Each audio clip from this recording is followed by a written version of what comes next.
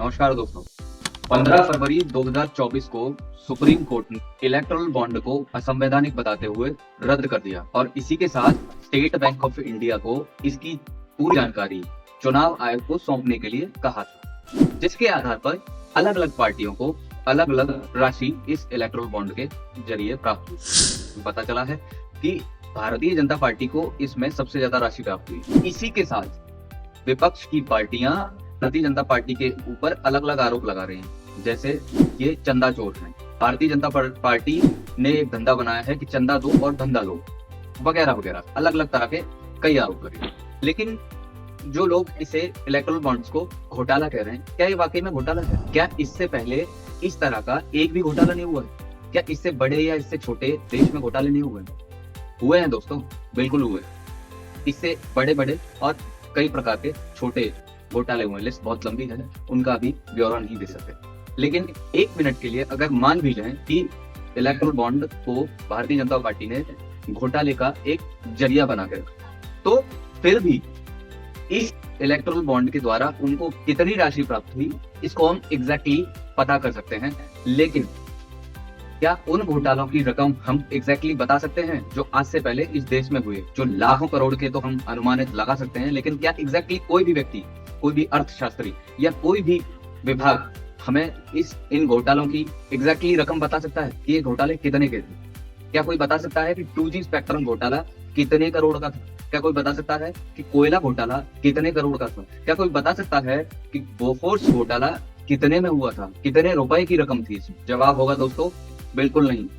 सभी अनुमान ही लगाते हैं कि कोयला घोटाला इतने का था, 2G घोटाला इतने का था। एग्जैक्टली कोई नहीं बता सकता दोस्तों।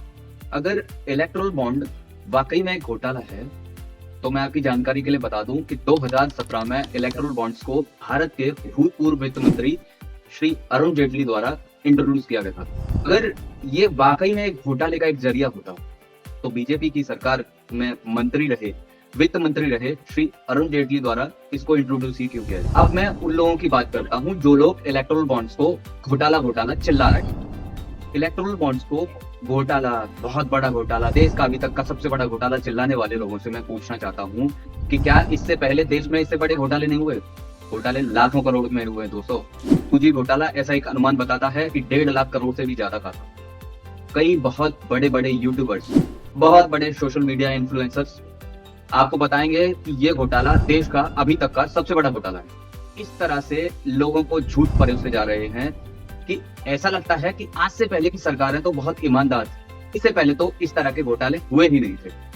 कई लोग तो यहाँ तक कह रहे हैं कि इलेक्टोरल बॉन्ड्स के द्वारा घोटाले भी कर रही है ये सरकार और देश के ऊपर लाखों करोड़ का कर्जा भी छोड़ रखा है। लेकिन मैं उन लोगों से एक सवाल पूछना चाहता हूँ कि जो लाखों करोड़ की, जो 1,55,000 करोड़ के कर्जे की आप बात कर रहे हैं, आपने कभी उस समय किसी भी मुद्दे पर तब तो एक भी बार नहीं कहा जब 1.5 लाख करोड़ का एक घोटाला, 2-2 लाख करोड़ के एक घोटाले पड़ रहे थे।